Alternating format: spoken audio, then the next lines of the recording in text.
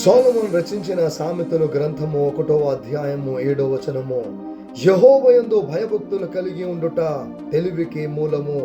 మూర్ఖులు జ్ఞానమును ఉపదేశమును తిరస్కరించుదురు. 9వ అధ్యాయము 10వ వచనము. యెహోవాయందు భయభక్తులు కలిగి ఉండుటే జ్ఞానమునకు మూలము. పరిశుద్ధ దేవుని గూర్చిన తెలివియే వివేచనకు ఆధారము. 29వ అధ్యాయము 25వ వచనము.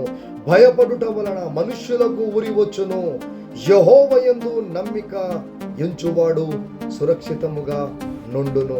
Yes, my beloved friends, the fear of the Lord is the beginning of wisdom, but fools despise wisdom and instruction. The fear of the Lord is the beginning of wisdom, and knowledge of the Holy One is understanding. The fear of man is a snare, but whoever trusts in the Lord will set securely on high. Hallelujah.